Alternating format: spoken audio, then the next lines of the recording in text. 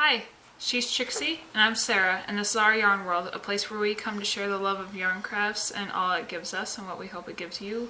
We're on episode 66 this week, and we are coming with some updates, some finds, and some old projects. So we hope that you are ready for some nice, just good talking. A nice chat. Yeah, nice chat. Well, I want to begin with, hey, number 66. That's the year of my birth. So, just wanted to put that out there. Yeah, there's a lot that I had go on this week. Starting with last Friday, I called the doctor that had done the surgery to remove the mass in my chest in 2020. I was having some symptoms, and I was wondering if he would see me to reassure me that the mass had not returned. But they didn't want to see me. They wanted me to go to my primary first. So I did call them, and they couldn't get me in right away. So they had me talk to the nurse. She couldn't get me in right away either, so they sent me to the ER. Which, this was all just basically questions that I needed to have answered. But I was also having a little bit of chest pain from, I've had it since the surgery. I've been out of breath since last September because of COVID. That just never really got better. And I was having some left rib and lung pain, which I told them, and so that's why they sent me to the ER. After all the testing was done, we found out that I didn't have any spots in my lungs or any kind of blood clot or anything like that going on with that. Or drainage or anything. Yeah, I didn't. My asthma has kicked in, but it's pretty much been like that since September, so I really wasn't worried about the breathing part of it so much as the chest pain. And so they did a CAT scan. They did 2 chest x-rays, and then they did a CAT scan. And the CAT scan revealed that the mass had not returned. It was not growing. That I'm just having some kind of muscular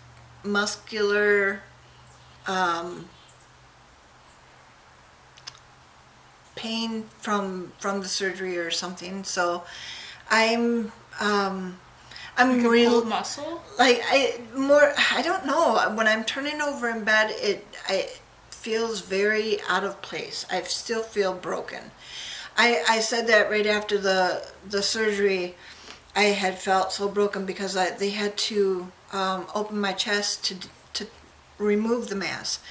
So if anybody's gone through that, they know what I'm talking about. It's just a feeling of you just not back together correctly. Yeah. And I'm still in that position 2 years down the road, and it's just kind of bothering me.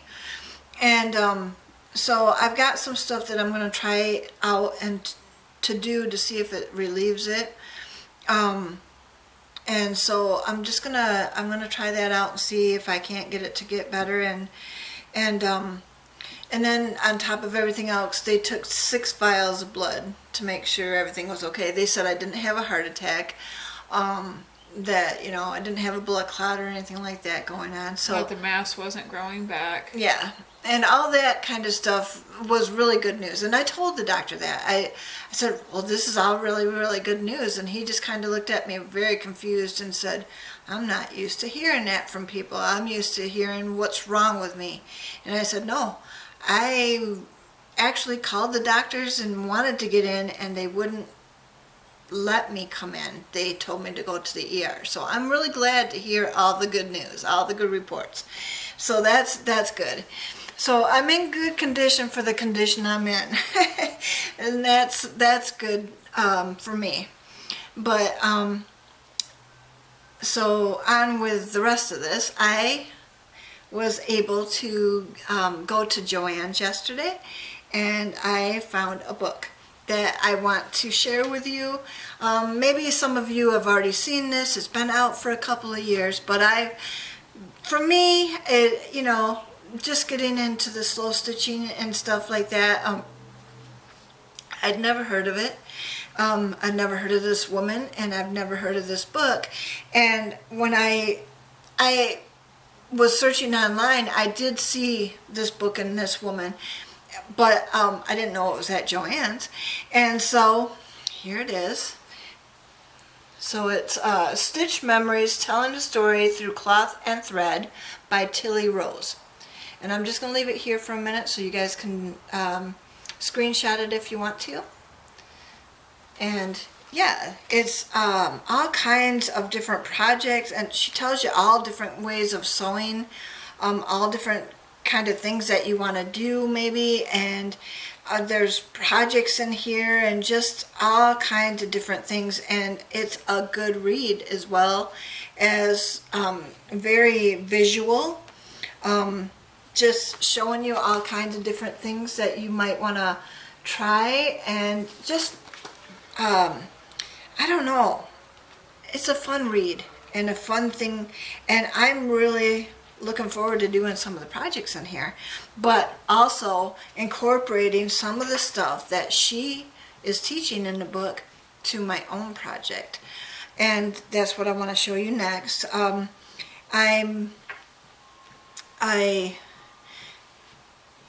don't know if I showed you, but this rose up here was just black and white, and yesterday I colored it in with some markers that I had, and then I put some stitches over it, and so that part is all done. Just different things that I'm trying, and then I started doing seed stitch around the flowers, and I'm really finding that I love the seed stitch. It fills in the area. I'm using variegated thread. It's just fun for me to do and see all the different colors and all that. And then I changed one more thing out on this project. I found a baby picture, a Christmas baby picture of my granddaughter, and This is who is too. Huh? Which is... Yes, yes, it's all about Olivia. And so I put some burlap behind it and some lace beside it, and I'm going to stitch that on as well. So yeah, it's just all coming together, and I think she wants to see it every time she comes over now. She wants to see how far I've gotten. And we looked at the edging the other day when she saw the different colors and all that, and so she had to run her finger along the whole edging of the project to see all, you know, where the thread was and all that. And so but she still says that the fairy is her, which it is. I'm not going to deny that, and that, you know, she wants to fly, which I'm thinking, her birthday coming up, I'm wondering if I should get her a pair of wings. Oh, So, she would love that. you know, that hang over your shoulder. I've been looking, so I don't know if Daniel will. I might get him a pair too, just like a plain pair or something, so that he can have something. You don't have to worry about that. He'll I be don't know. fine. I have problems with two kids being in the house and one getting a gift and not the other one. So We already have sympathy gifts picked out for him for the birthday party. Okay. All right. So, but I'm thinking about getting her some wings because she loves everything that flies. And okay, the other thing that I'm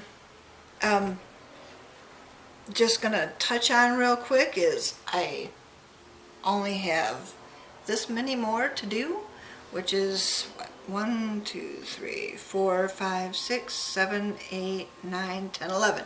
I have 11 more of these to make into squares, and then I can start putting them together. So I'm getting there, but I've been working on Olivia's project too, and I'm almost thinking I might give this to her for her birthday, so you guys can hang it up in her room so she doesn't. You're fine. She'll be fine I'm just, for Christmas. I don't know. I'm debating back and forth with myself about that. So, and I have one more little thing to show. My friend Shelly, who spent the 3rd of July with us, because that's when our party was, brought me a sign yesterday, and it says, "A day hemmed in prayer never unravels." Isn't that cute?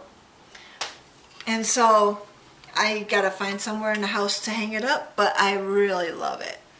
And I may actually glue some more fabric threads or fabric pieces on there and just make it a little bit more personable. But I love the saying. So it is a valued gift, Shelley. Thank you. So, what's going on with you? I see something over there that's really pretty. Shelly works at it's like a hand store, like a Missions, so that's part of the reason why she comes across the things that she does and ends up being brought up in these videos.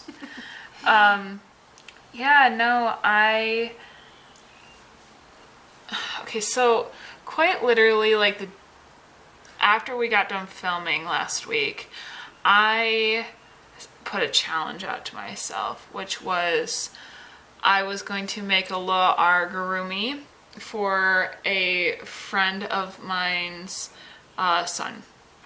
His birthday was going to be that Saturday, so we film on Wednesday, and so the party was on Saturday, and I told myself, you will have it done by then. I had a visual. It's of a cartoon called Wally Kazam, which apparently is a really nice little show. Apparently has some goblins as the main character, it looks like. I really haven't watched it, but it's old enough, like it's modern day cartoon, but it's old enough that it doesn't have any merchandise. You can't even find anything on eBay, anything. You can't, there's no website. It's just not in the scale of popularity anymore. Right. And so she had found some amigurumi patterns where she was like, whenever you're available, it would be awesome for you to be able to fill this order, because he really enjoys these characters. And right. I was just like, okay. I'd already bought some gifts for him, but they were more for Mom. Like, items that obviously would benefit him, but were more for the mom than for him. I tend to buy gifts like that for kids at parties. Tends to aid the parents a little bit more. Yeah. But I was like, no, he needs to have a gift that he can open. Yeah. And I wanted him to be happy with it. And so I just texted her, I'm like, I know you want to pay me, and for the whole entire kit in and of itself, the rest of the characters, if I'm going to be making all of them, you can pay me for those. But out of any of them, what is the one that he would want the most? Yeah. Right off the get-go, gift from me. And she said that the character's name was Bob Goblin, which, first off, not easy to say. And I finished it, and honestly, I didn't know if I did a good job. Like, I was looking at a reference photo of an amigurumi of the character, but then when my husband pulled up an image of the character in cartoon animation, I was like, the shape of its head is off, and so I'm like trying to reconfigure the head and la-da-da-da. But I gave it to him, and he loves it. Like, been taking it with him everywhere, or already said that it didn't have something on it, so now I have to correct it tomorrow, and I don't even know what I forgot to put on it. Again, I don't know the cartoon, so whatever it was, he's just like, he doesn't have his magic stone, or I don't know what it was, but she's like, can you just sew a button on it or something? And I'm like, yeah. I just didn't genuinely know. And she's already sent me a link to the rest of the characters. Like, apparently Bob Goblin was the bad guy. And I was sitting there being like, but that's the one you wanted me to make, right? And she's like, no, it's his favorite character, but like, kind of have to have at least a protagonist in the near future done at least. And I'm like, okay, I just need a reference photo or something. And so I had her take a photo because I didn't take photos, but this is what the little guy looks like. That you made. That I made for him. I didn't have a pattern, but I just kind of came up with it as I went along. I was really surprised at myself with how I problem solved with some of it, especially the eyes, because it just did really, really well, and it came together really well.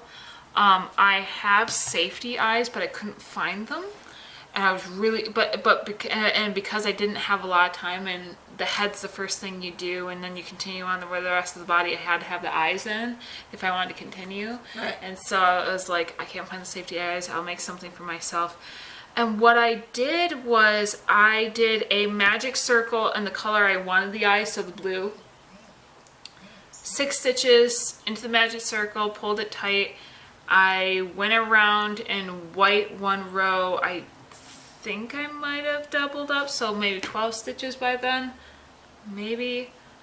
I might have just done like one double, so it might have just been 9 at the end, but I did something to the effect of another row. Right.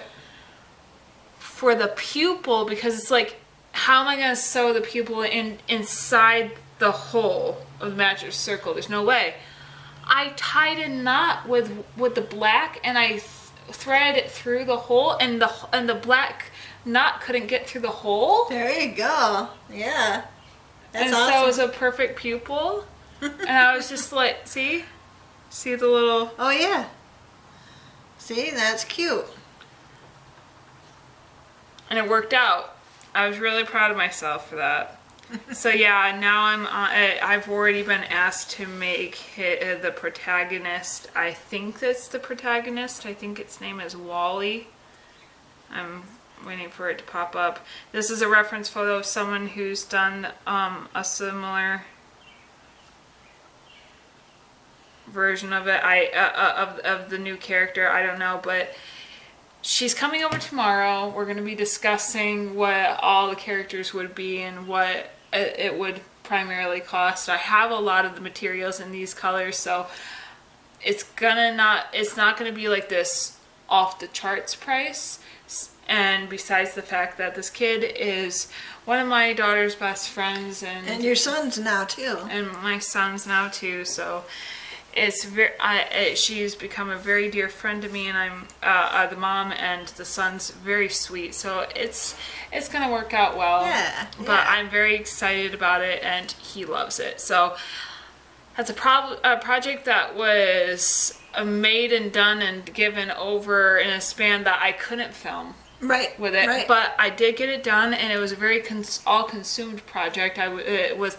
Because, like, the body doesn't take me that long. It's then all the details that require me to be like, okay, gotta tuck in this thread and make it fit and make it do this and make it do that. And it's that stuff that adds up because you want it to look a certain way. And but that's the creative spark, and you just kind of keep going. It's just, it keeps you going. Yeah.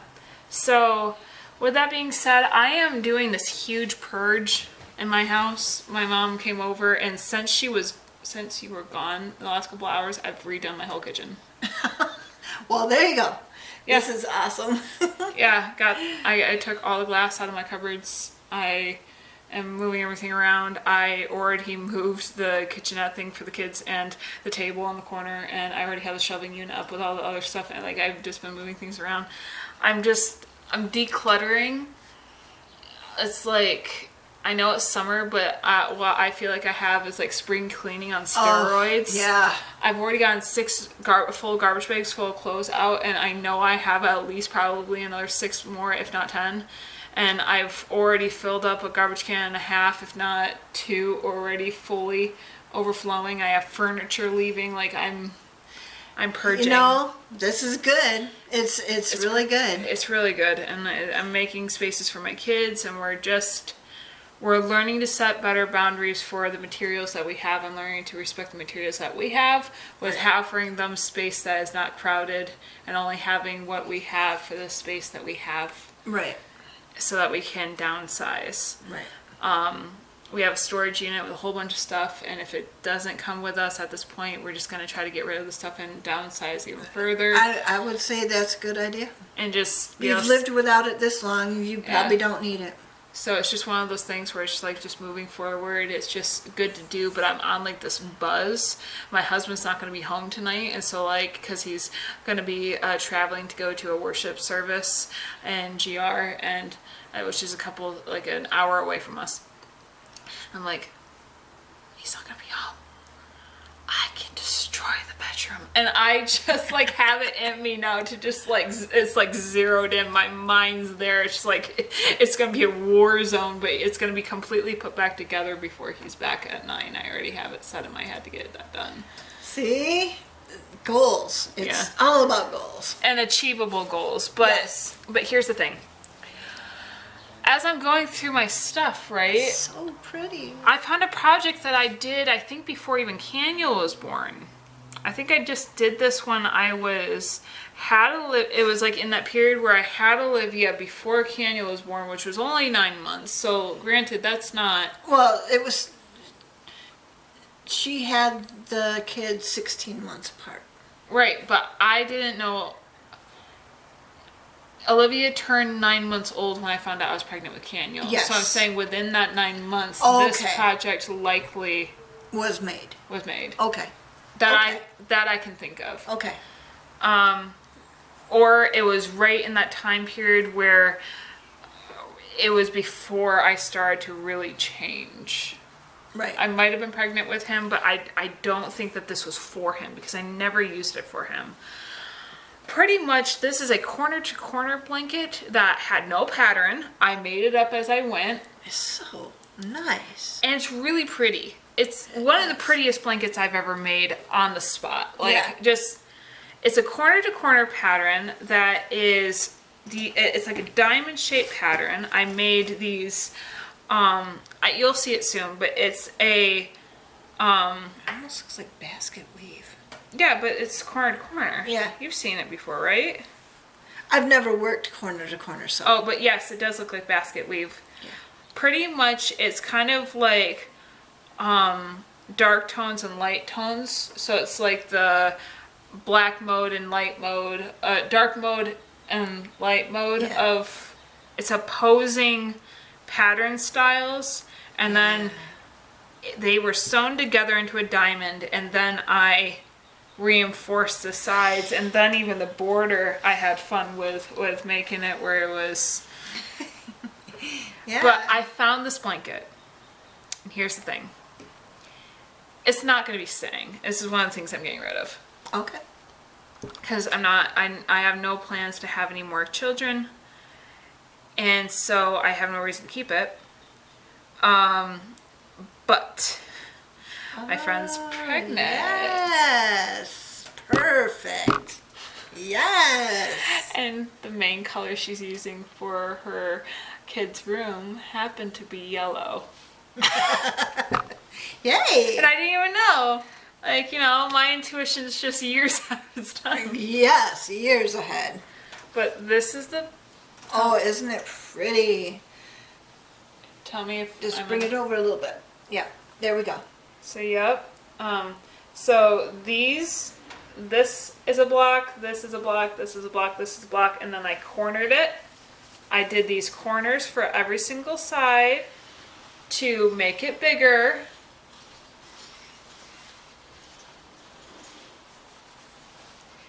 And then, like I said, I did one border black, and then I switched to the yellow, and then I switched to the black, and then I switched to the yellow. And yes, they were perfect corners. Yay! With no proper, with no touching inseam. See? Even the attached stitch did not bleed into the next stitch. So I remember this being a very satisfying project. Like when it was completed, I was just, I stared at it. Put it up so they can see. It looks like a basket stitch. Yeah, it's just corner to corner. But it's so pretty. And it was very, I mean, again, no pattern to this. I was just playing. But it's very pretty. It is. And I'm very grateful to find it and find its proper home. Yes. Isn't it nice to give people things and you know that they're going to enjoy them and they're going to use them and love them? What's funny, right, is that, like, I remember when I made this, James was like, I am proud of this blanket. It's not leaving us. Oh, like, you're just like, poor James. It's gone. It's out of here. And now, like 2 years later, I'm sitting here, I really don't want to have another kid. And he's just like, but that's really pretty. And I'm like, we have a friend that's pregnant. And he's like, no. I'm like, the color of the room's yellow. He's like, why?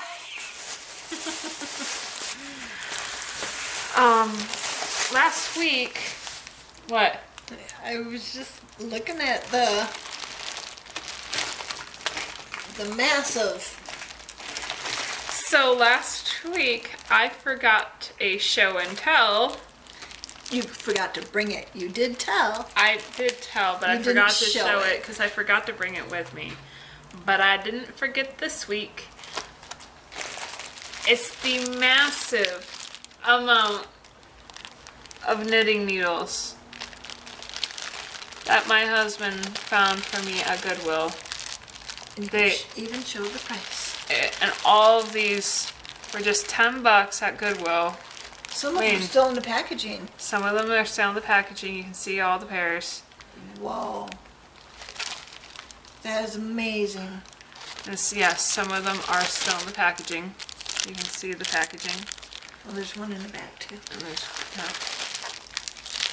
So, yep. This was a really great find. I will take them out and wash them up and find a way to organize them. And yeah, hopefully all the pairs are in there. I do see some crochet hooks in there too. Wow. I just noticed that. There you go. There's some crochet hooks hidden in there. So you know, you can get a vase and I know. organize them in a vase. I think the thing that bothers me. You can do it all different ways. There's a lot of ways. Yeah. I don't know. I might even just get a mannequin, that stuffed mannequin head and just stab it. Oh my gosh. I don't know. I don't know what I'm gonna do. I don't know. I'm just, yeah. That's what I have, and I just wanted to show you guys because, you know, my mom likes to get yarn from there. I don't tend to buy yarn from there. I do from time to time when there's like full skeins. If I see it and it's a full skein, I'll pick it up. My mom is much more likely to just pick up yarn and then do with it what she wants. Yeah. And it's amazing. But these are the finds that I get excited about because it's like there could be really sizes that are not very well are easy to find anymore that I have just because of a Goodwill run that I just made and found. Yeah, vintage needles are, you know, it's a treasure. Yeah, and some of them do look like they are damaged or even rusted a little, but I know that my husband has cleaning solutions for that, and so I'll just get them all cleaned up and taken care of. I'm so excited for you. Yeah, so once I get my house completely done, I think we might take a one episode back there, and because that's where we used to film. Yeah, and maybe we can look at your craft room when you get it all kind of done. like tour the craft room. That'd be fun. We could even take a time to tour yours once you get yours fully done too. Yeah, mine just gets stuffed because my husband brings stuff home. So it just needs to be revamped. It just needs to be. I need to go through things and pick what I'm actually going to use, and then the rest of it can go to Goodwill or whatever to other people that could use it. Mm-hmm. You know, I'm all about that. If I can't use it, let somebody else use it. Yeah. But so we are on to the scripture, and we both picked it out today. Mm-hmm. And I'm gonna let you read it first. Okay. Did you want me to tell my definition of it first too? Okay. It's Proverbs 16:24, New Living Translation. Kind words are like honey, sweet to the soul and healthy for the body. I do a lot of reading, especially in psychology and psychiatry, and sociology is probably my favorite studies. And there is so much truth in just that statement, and just how acknowledgement. So it was very interesting. I heard this saying where our brains are technically hardwired to look for the bad in all things. And there is a reason for that. And that's because we have what's called a natural threat response. We want to be able to identify at any given moment what could be our downfall. Right. So that we can set a plan up for it. Right. We want to be able to attack it so it can't attack us. Right. But that causes our brains to focus on it to the point where it's already taken away the joy. Right? Because we now live in a space or a time where we're not necessarily just living in life or death situations all the time.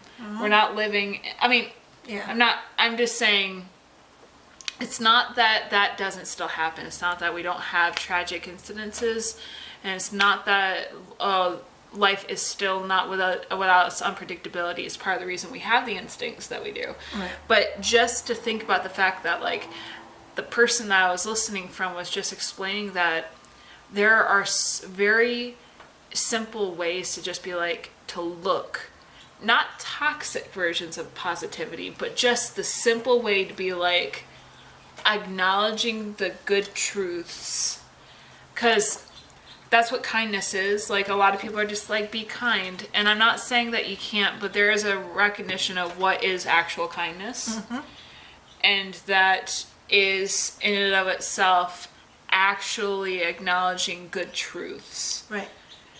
And it was very interesting how kindness especially is described in the Bible, because I remember a while ago I did a Bible study on kindness, and it's one of those things that we don't ever take the time to study, but in the Bible it's considered one of the most renowned things that you could do, because it's almost a form of empathy. Right.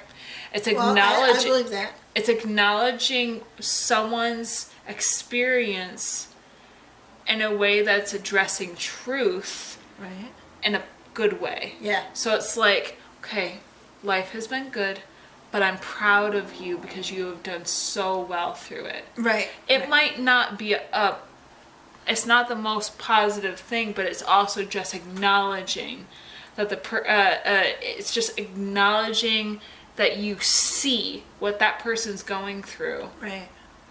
And that what they're doing is as hard or is as valid or is as real as they are experiencing it. Because sometimes just acknowledging that can just... Right. It actually sends chemicals into your brain that allows you to actually have good release of cortisol, because cortisol, which is a stress hormone, once it's activated, it can cause actual brain damage if it's lasting too long, like chronic stress can cause that. Whereas in kind words are like honey and sweet to the soul and healthy for the body, it will especially if it's truth and you're not just spilling sweet little lies just to get your way into someone's life or just trying to do it to placate a scenario. No, you're addressing what is actually real. Right. Like You just, it's so healing. like when the doctor was telling me the good report, and I just said, "Oh, that's all good news." Yeah. And he's just like, Not used to that. wow, I'm not used to hearing that. And I'm like, no, I'm glad it's good news. I'm really glad it's good news. But you're bringing it to me. And I'm so glad that you get to, show me that, my blood work is pristine. He said that. He said, you don't have the blood clots like we thought. You didn't have a heart attack like we thought when you first came in. We acknowledge your asthma, but you've had that all your life. You know when you're in it and you know when you're not. And I'm just like, yeah, that's all good news, right? And he's like, I wish I had more people that came in that sounded like this, and I'm like, well, I finally get to go home. It's 6 hours later, and I do have the answers I came for. And I wouldn't have got that at the doctor's office, so I guess it's a good thing that I came in today. And he's just like, wow, we need more people like you in here. And it's just like, well, it's the truth. And I was being kind to him, but he was also being kind to me. Right. So. And it's one of those things, right? It's like, they talk about tone a lot, and I think that, because like... That happens to me all the time. I hear tone. Well, the Bible has a couple of verses based off of, if you do a study of the Bible talking about communication alone, you'd find that a lot of it talks about things like this, where it's like, a nice tone turns away wrath. Like kind words turn away wrath, I think is what it says. Or even just like, fathers, do not cause... anger in your children. Yeah, like it's... there is a reality to the fact that the way that we present ourselves to people goes a long way, and sometimes it's just in the matter of tones are very expressive. They are the feeling behind the words, right? Because words can only take you so far. But like I know a lot of people that like I have a friend that does not have very good. He doesn't have a very good way to express emotions because of the trauma that he's experienced. And so when we're texting, emojis sometimes really help him, or even he sometimes has to stop and call because he can't address the tone. Right. He can't place it. Whereas like if I text you, you and I have a way where I've been friends with this guy for many, many years, but because of his disability, he cannot actually process tone. He has to see it, or hear it, or he can't process it. Or he probably thinks like I do. Is this like, are you being aggressive or ironic? Yeah. Is this ironic, or is this actual truth? Yeah. Are you just is Yeah. And sometimes even on my texts, if I'm going to text somebody, if it's going to sound like I'm putting them off, or I'm not doing something that I think I should be doing or whatever, I'll put a happy face on there. Just so they know, okay, I'm saying this in a happy mood. I'm not being judgmental. I'm not doing anything. I'm just being in a happy mood, and I'm letting you know that. You're playing I let people know. Yeah, and there's just this reality to the fact that, like, I was at my child's last day of school wasn't that long ago, probably about a month ago, and... Little less. Oh, maybe, about a month ago now. Yeah, and the last day of school, we were having, like, this party out on the playground. Everyone was invited. They were trying to get rid of all the rest of the stuff from the cafeteria, so they had it all placed out. Families could take food for free. Yeah. That's really nice. I got to meet some of the other families from the school, and there was this little girl that she was autistic, and her hypersensitivity wasn't auditory. Oh. It wasn't. Wow. That's amazing. And I'm so used to it being either visual or auditory, I never really thought about the fact that it could be anything else, but hers was smell. Oh, wow. That's different. And sometimes, like, they were just taught, it was grandma and mom that were there. And I just struck up a conversation with the grandma. And she's and then the mom came in and she's like, yeah, sometimes she comes up to me, she'll grab my face and pull me in and sniff me. Aww. And I will, and like the look on her face, I wonder what I smell like in her little mind, right? Like, obviously I smell like mom. Right. But what does that translate to her? Right. Just because it's such an oversensitivity. And how food translates to her is so different, because it's not just about texture but smell. And like, she loves, like, we have an Asian buffet in town, and they were talking about how that's one of the only things that she will eat is Asian food because of the scents and the seasonings. Yeah. Some of the food, the way that they will even get her to eat it is to put seasonings in it that are not even traditional for that dish, just because it's so important to her. Right. And they were explaining their scenario, and in my ignorance, I did not want to act like they haven't done everything, because they started talking about all the people that would just be like, I just make her sit and eat it. I just make her, like, they're just like, they were spouting off the negative comments that they're just like, it's so exhausting. We know we're fine here because we know that everyone that has brought their children in today to the school came for a specific reason. Like, well, Olivia didn't even talk well. Right. And they're like, yeah, that's really hard, because this little girl was completely nonverbal. Oh. And they're talking about how that was a struggle for them. And just listening, I was like, you guys are really good parents, like parents and grandparents. Like, yeah, to take the time to cultivate a safe space for her is not spoiling. right.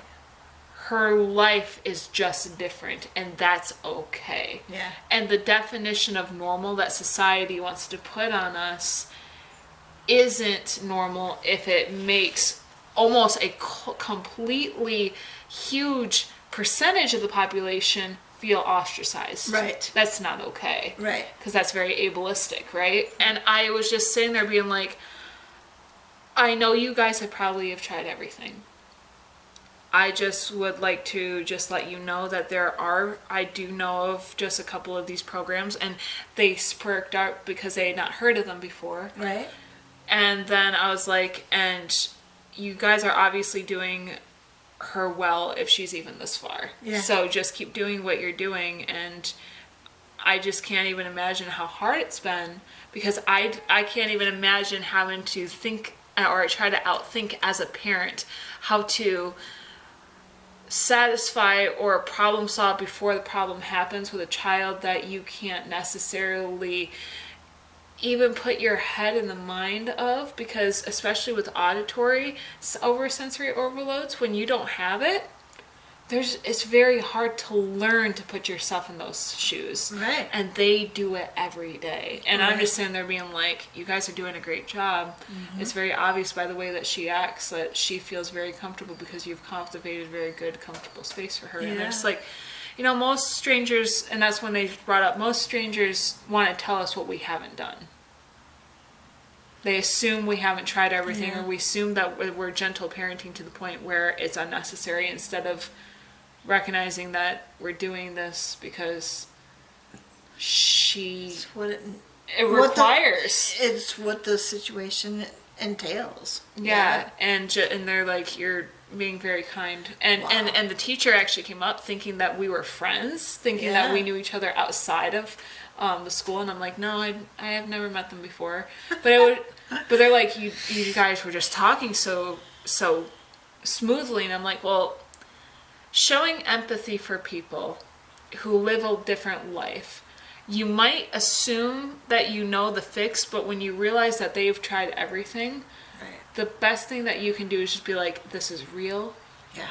and you are valid, and I commend everything that you are doing. Give them a verbal pat on the back for doing what they need to do for their child. And again, it's not trying to placate. Like I'm not trying to be dismissive. I'm not trying to end the conversation. I'm not trying to do anything. You're kind of in the same boat. I mean, but I'm also not trying to just be overly gushy. Yeah. I'm just trying to be like, it's real. Yep.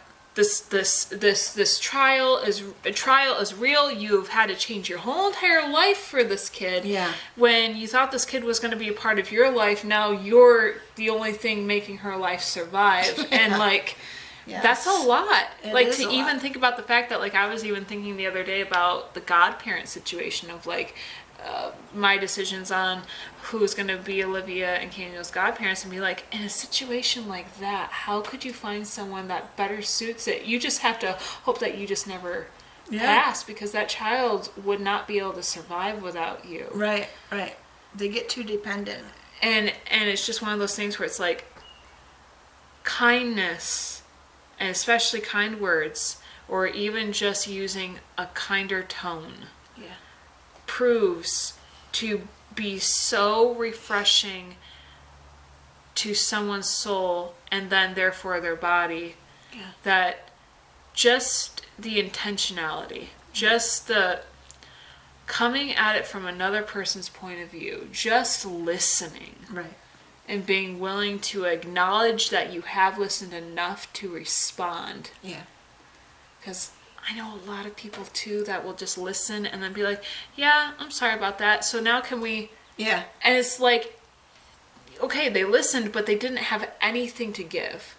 And they might, and then they're just like, well, we don't have a solution, or you're not going to listen to our solution. But it's like, but that's also dismissive of what they just said.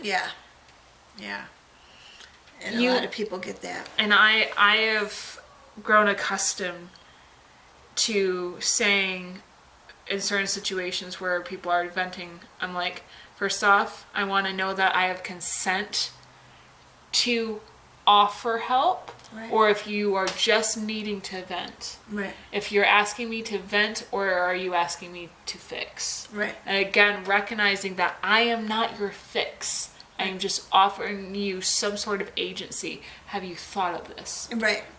Because I am not about to put myself above God and act like I am capable of fixing what I am not. I don't want to be anybody's savior. Because that is too much. And it's too high of an expectation, and I will fail them. I just want to be able to offer a different perspective and offer them kind words. Because if that can even just take them to the next day, then I will have done something right. Kind words are like honey, sweet to the soul and healthy for the body. Well, it sure was for me this last week. And, you know, with the doctor's report and him giving me the kind words that he did, I'm going about my week this week feeling better, a lot healthier, a lot better to my soul. And I appreciate anybody that comes into the conversation with kind words. Tone is a big thing for me.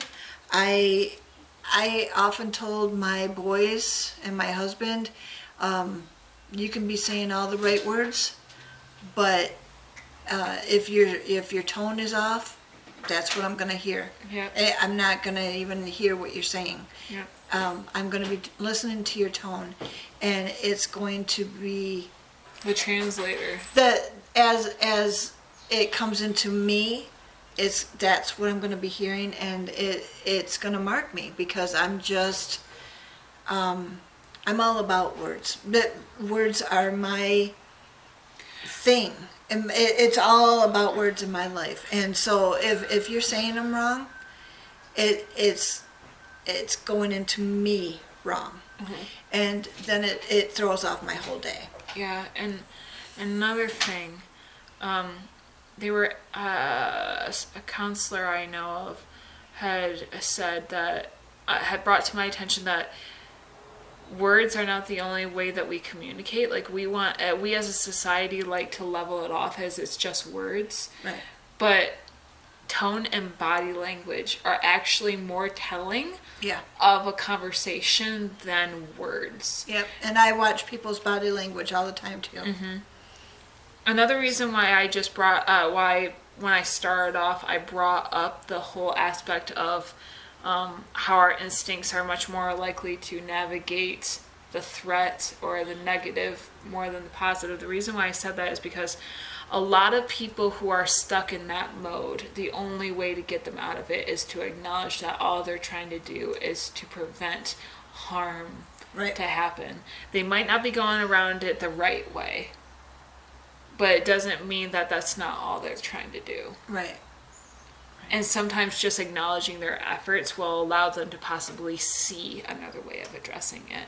Right. And I just encourage anyone who might be going through a hard time that if you're trying to navigate a hard conversation with somebody, it's hard to be the one that knows how to navigate things better, because it makes you feel like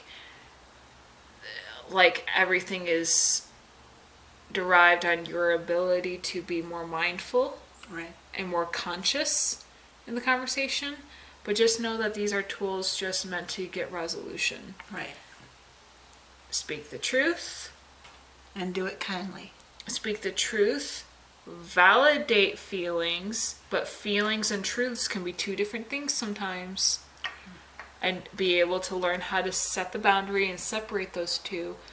Be able to validate and acknowledge both, and you'll be able to get resolution. Yeah. And that's sometimes the best thing, to be able to get where you want to be, healthy and feeling safe. Yeah.